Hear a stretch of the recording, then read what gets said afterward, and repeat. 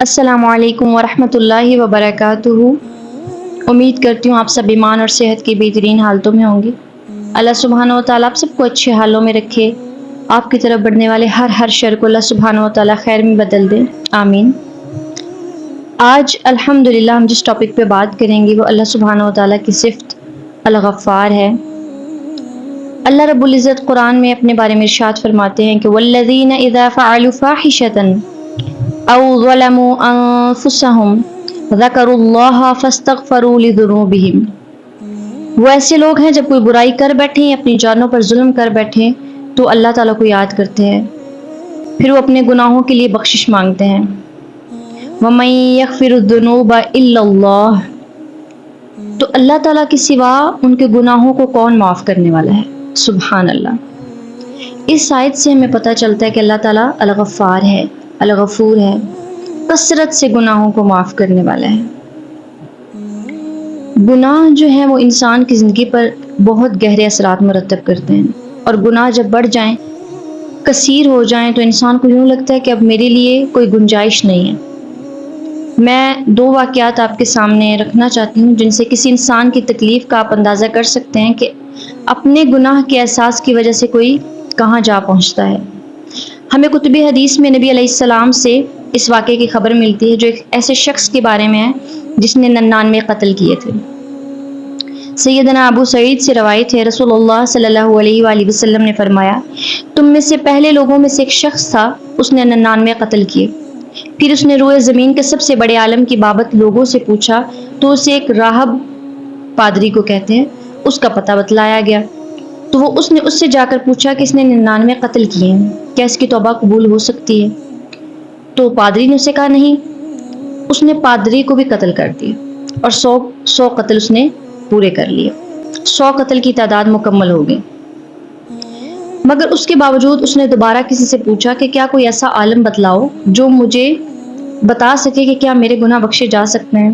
اسے ایک عالم کی نشاندہی کی گئی، وہ اس کے پاس جا کر اس نے پوچھا کہ میں نے 100 آدمیوں کو قتل کیا، کیا میری توبہ قبول ہو سکتی ہے؟ تو اس عالم نے اس کو کہا، ہاں، کون ہے جو تمہاری اور تمہاری توبہ کے درمیان حائل ہوگا؟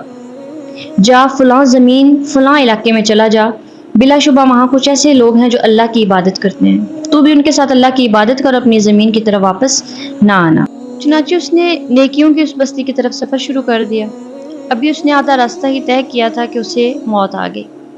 اس کی روح کو لینے کے لیے رحمت کے فرشتے اور عذاب کے فرشتے دونوں ہی آ گئے، اور ان کے مابین جھگڑا شروع ہو گیا۔ ملائکہ جو رحمت کے تھے وہ کہتے تھے کہ وہ تائب ہو کر آیا تھا اور دل کی پوری توجہ سے وہ رب کی طرف آنے والا ہے۔ عذاب کے فرشتے بولے اس نے کبھی بھلائی کا کام نہیں کیا۔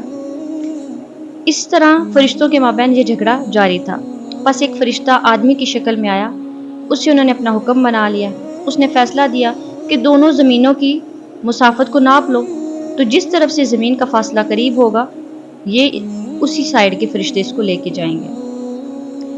اب اللہ سبحانہ و تعالیٰ کی رحمت کا اندازہ لگائیں آپ کہ جب پیمائش کی گئی تو انہوں نے اس زمین کو زیادہ قریب پایا جو نیکوکاروں کی بستی کی طرف تھی۔ سبحان اللہ۔ تو پس اسے رحمت کے فرشتوں نے اپنے قبضے میں لے لیا اور وہ اسے لے کر چلے گئے۔ یہ صحیح مسلم کی روایت ہے۔ آپ تصور کر سکتے ہیں کہ قتل کسی عام انسان کے بس کی بات نہیں ہے۔ قتل جیسا جرم کوئی انتہائی سنگ دل انسان کرنے کے قابل ہوتا ہے، جس کے دل سے انسانیت کا احترام اٹھ جائے، جس کے لیے کسی کی زندگی، کسی انسان کی کوئی قیمت نہ ہو، جس کے لیے کسی انسان کی کوئی قدر نہ ہو۔ لیکن ہم امت محمد ہیں، ہم پابند ہیں ہر کسی کے رائے کا احترام کرنے کی، ہم پابند ہیں اس بات کی کہ ہماری زبان سے اور ہمارے ہاتھ سے کسی کو تکلیف نہ پہنچے، کیونکہ رسول اللہ صلی اللہ علیہ وآلہ وسلم نے فرمایا کہ مسلمان وہ ہے جس کی زبان اور اس کے ہاتھ سے دوسرے مسلمان محفوظ رہیں۔ قتل کس کیفیت میں ہوتا ہے؟ جیسے آدم علیہ السلام کے 2 بیٹوں کے حوالے سے ہم دیکھتے ہیں کہ ایک بیٹے کی نظر قبول ہو گئی، دوسرے بیٹے نے بھی اللہ تعالیٰ کی خاطر قربانی کی تھی، لیکن اس کی قربانی قبول نہ ہوئی، تو اس نے جارحیت میں یہ طے کر لیا کہ میں دوسرے کو مار ڈالوں گا۔ جب اس نے اپنی دلی کیفیت دوسرے بھائی کے سامنے رکھی تو وہ تو متقی تھا، اللہ سے ڈرنے والا تھا۔ اس نے کہا کہ یقیناً اگر تو نے میری جانب اپنا ہاتھ بڑھایا تاکہ تو مجھے قتل کر دے تو میں اپنا ہاتھ تیری جانب بڑھانے والا نہیں کہ میں تجھے قتل کر دوں۔ یقیناً میں اللہ رب العالمین سے ڈرتا ہوں۔ سورہ المائدہ کی آیت ہے یہ دو انسانوں میں فرق ہے، اور میں یہ سارا فرق اس لیے آپ کے سامنے واضح کر رہی ہوں کہ آپ گناہوں کی کثرت کی وجہ سے دل کی کیفیت کا اندازہ لگا سکتے ہیں۔ انسان کس مشقت میں ہوتا ہے کہ اس کے لیے اتنے قتل کرنا ممکن ہو جاتا ہے۔ 99 لوگوں کا قاتل یہ دریافت کرنے کے لیے پادری کے پاس جا پہنچا کہ کیا میرے لیے معافی کی کوئی گنجائش ہے، توبہ کی کوئی گنجائش ہے؟ تو پادری نے گناہوں کو دیکھ کر کہا، چونکہ پادری اس کے گناہ دیکھ رہا تھا نا، اللہ کی رحمت نہیں دیکھ رہا تھا، اس نے گناہوں کو دیکھا اور کہہ دیا کہ تمہارے گناہ معاف نہیں ہو سکتے، معافی کی کوئی گنجائش ہی نہیں ہے۔ یہی تو بندے اور رب کے درمیان فرق ہے۔ جو بندہ اپنے رب کی مغفرت کو نہیں پہچانتا، وہ گناہوں کی کثرت کی وجہ سے یہ محسوس کرتا ہے کہ اب تو معافی نہیں مل سکتی، اب تو گناہوں کے ساتھ ہی جینا ہے۔ اللہ تعالیٰ کی پہچان کا انسان کو کتنا زیادہ نفع ہے کہ اس کی وجہ سے انسان خواہ کسی بھی حالت میں پہنچ جائے، اس کو یہ یقین رہتا ہے کہ میرا کوئی رب ہے جو معاف کر سکتا ہے، اور رب العزت نے اپنی کتاب میں اس کا تعارف بھی کروایا ہے۔ یہ بات یاد رکھیے گا، جو اپنے یا دوسروں کے گناہوں کو دیکھتا ہے نا، وہ کبھی مغفرت کے بارے میں، اللہ تعالیٰ کے غفور ہونے کے بارے میں سوچ بھی نہیں سکتا۔ وہ انسانوں کو گناہوں کی دلدل میں برے طریقے سے دھنسا ہوا دیکھنا چاہتا ہے یا دھنسا ہوا چھوڑ دیتا ہے، کیونکہ وہ مایوس ہوتا ہے اللہ کی رحمت سے، اسے وہ گناہ نظر آ رہے ہوتے، اللہ کی رحمت سے دوری ہوتی ہے اس کی۔ پادری نے بھی کچھ ایسا ہی کیا، اس نے کہا توبہ کی تو کوئی گنجائش ہی نہیں ہے۔ قاتل نے سوچا کہ جب میں نے اتنے قتل کر دیے ہیں تو میرے لیے معافی کی کوئی گنجائش بھی نہیں ہے، چلو ایک اور صحیح۔ اس نے یوں ہی آسان سمجھ کر یہ قتل نہیں کیا تھا۔ اس کے دل کی کیفیت کو سمجھیے کہ مجھے یہ شخص اپنے رب کی طرف جانے کا راستہ کیوں نہیں دے رہا، یہ پادری مجھے کیوں کہہ رہا ہے کہ اللہ تمہیں معاف نہیں کرے گا۔ کیونکہ عیسائیت میں کسی پادری کی منت کرنی پڑتی ہے کہ آپ مجھے بخشوا دو۔ اب پادری پر انحصار ہے کہ وہ بخشش کروانا مناسب خیال کرتا ہے یا نہیں۔ اسی لیے تو اقبال نے کہا نا کہ کیوں خالق و مخلوق میں حائل رہیں پردے، پیران کلیسا کو کلیسا سے ہٹا دو۔ یعنی جو کلیسا کے پیر بنے ہوئے نا، انہوں نے انسانوں کو گناہوں کی دلدل میں دھنسا ہوا چھوڑ دیے، گمراہ کر دیے، اللہ کی رحمت سے مایوس کر دیے۔ ان کو راستے سے ہٹا دو تو رب تک جانے کا راستہ صاف ہو جائے گا۔ خیر 100 قتل کر کے وہ شخص نکلا، پھر بھی اسے ایک ہلکی سی امید تھی کہ چلو کسی اور سے پوچھ لوں، شاید کوئی حل نکل آئے۔ اگر آپ کے پاس کوئی ایسا شخص آئے تو آپ کیا کریں گے؟ میں آپ سے پوچھتی ہوں، سوال کرتی ہوں، آپ کے دل میں کیا خیال آئے گا؟ اگر آپ اللہ تعالیٰ کی مغفرت کے بارے میں نہیں جانیں گی، اس کا یقین نہیں ہوگا، تو آپ بھی اس کے گناہوں میں غوطہ زن ہو کر یہی محسوس کریں گے کہ کوئی معافی نہیں ہے۔ اپنے اندر جھانک کر دیکھیے، اگر آپ سچے ہیں تو اس کو محسوس کر سکتے ہیں۔ انسان کے لیے مغفرت کے بارے میں جاننا کتنا ضروری ہے، کیونکہ انسان سے خطائیں اور غلطیاں ہو جاتی ہیں، اور آئے دن ہم کرتے ہیں، لمحہ لمحہ کر رہے ہیں، اور اس سے بڑے بڑے گناہ بھی ہو جاتے ہیں۔ لہٰذا توبہ کے بارے میں، مغفرت کے بارے میں جاننا بہت ضروری ہے۔ وہ شخص بھی اسی تلاش میں تھا کہ شاید کوئی ایسا مل جائے جو میری معافی کے لیے کوشش کر سکے، تو دوبارہ ایک عالم کے پاس چلا گیا۔ جب ساری صورتحال سامنے رکھی تو اس نے نبض پر صحیح ہاتھ رکھا۔ اسے معلوم تھا، وہ پہچان گیا کہ اس ماحول میں یہ نیک نہیں ہو سکتا، اور نہ یہ اپنے آپ کو گناہوں کی دلدل سے باہر نکال سکتا ہے۔ آپ کے ساتھ کیا ہوتا ہے؟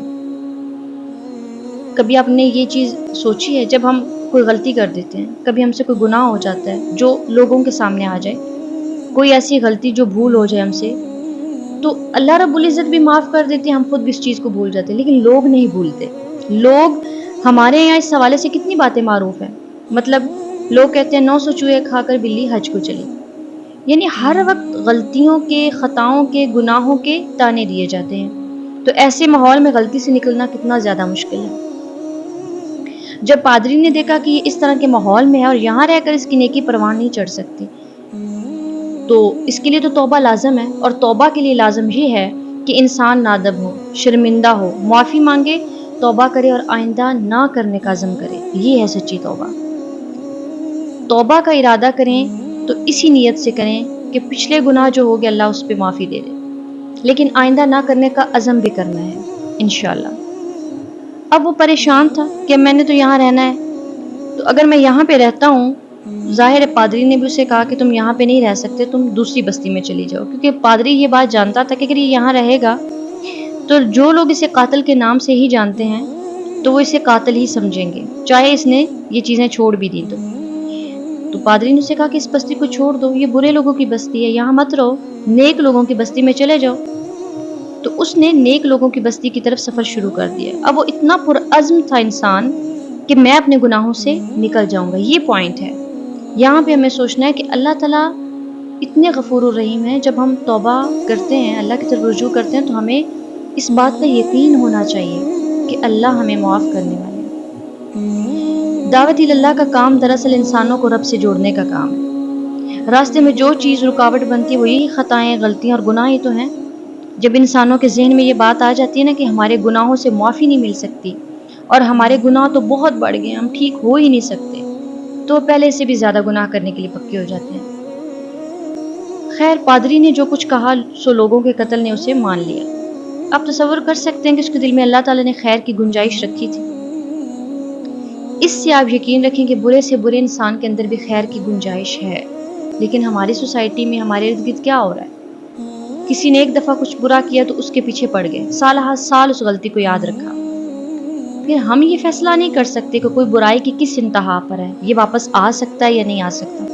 عام طور پر لوگ اللہ تعالیٰ کی طرف ایسے لوگوں کو آنے بھی نہیں دیتے، یہ المیہ ہے، کیونکہ اپنے دل سے فیصلہ کر لیتے ہیں کہ اس کو کیسے معافی ملے گی۔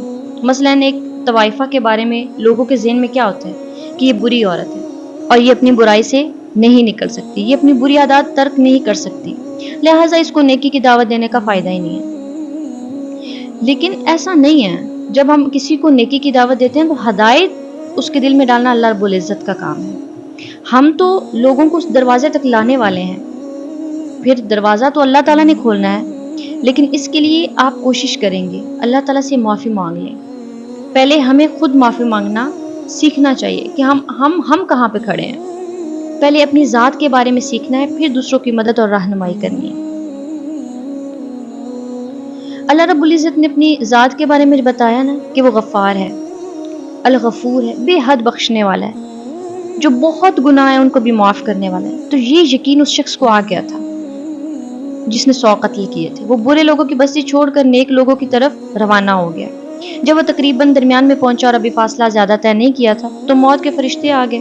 اب دو طرف کے فرشتے تھے، جنتی اور جہنم کے، یعنی کہ اچھی روحوں کو قبض کرنے والے اور بری روحوں کو قبض کرنے والے، اور دونوں فرشتوں میں تکرار ہو گئی۔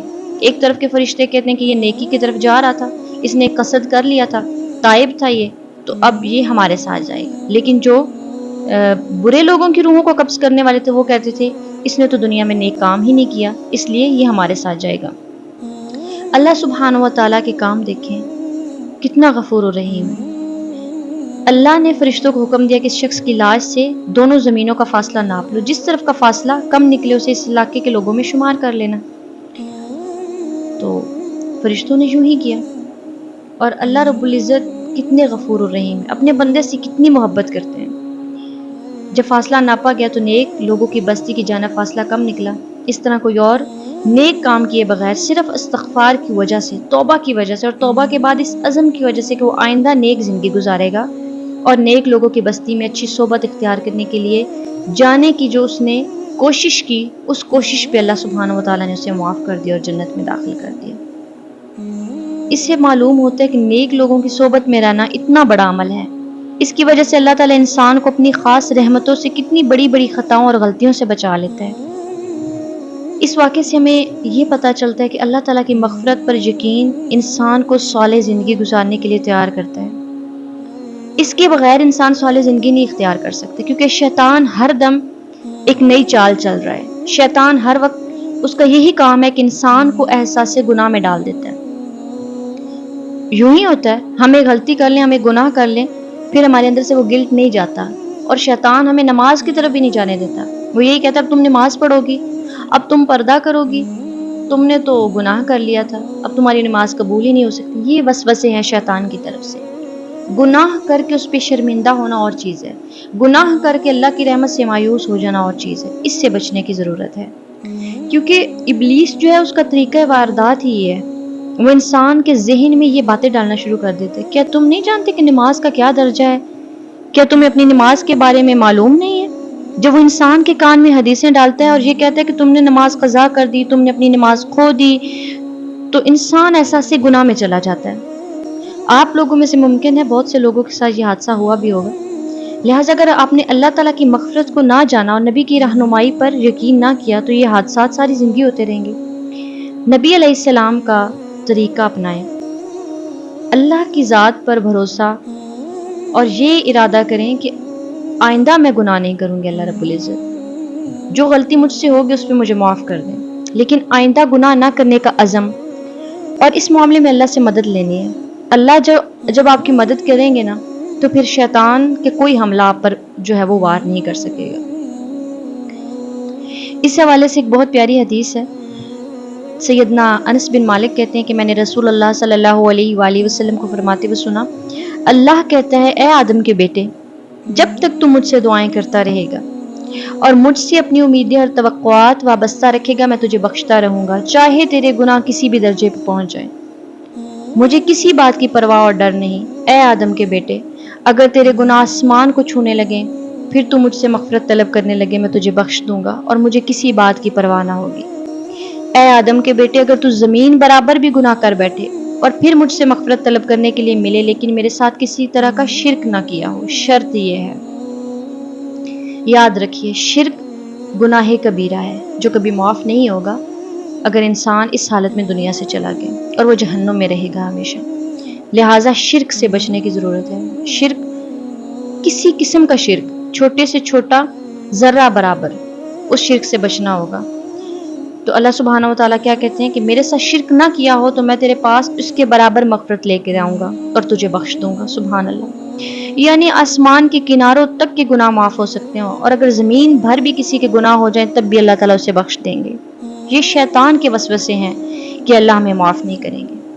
اگر غلطی ہو گئی ہے، اگر گناہ ہو گیا ہے، اگر کسی وجہ سے کوئی مسٹیک ہو گئی ہے تو اٹھیں اور وضو کریں، 2 رکعت نفل پڑھیں اور اللہ کے سامنے سر بسجود ہو جائیں، اس سے معافی مانگیں، توبہ کریں۔ سچی توبہ آپ کے تمام گناہوں کو دھو دے گی۔ سچی توبہ کریں گے تو آپ یوں ہیں جیسے آج ماں کے پیٹ سے باہر آئیں۔ اللہ رب العزت بہت محبت کرتے ہیں ہم سے، اللہ کی محبت کا اندازہ ہی نہیں ہے۔ ایک ماں اپنے بچے پہ بہت مہربان ہوتی ہے، اللہ تعالیٰ اس سے بھی زیادہ اپنے بندوں پہ مہربان ہے۔ لہٰذا اللہ کے ساتھ اپنے تعلق کو سٹرونگ کریں، اللہ کے ساتھ تعلق مضبوط کریں، اللہ کے سامنے روئیں، اسی سے توبہ کریں، وہی آپ کے گناہوں کو بخشے گا اور وہی شیطان سے آپ کی حفاظت کرے گا انشاءاللہ۔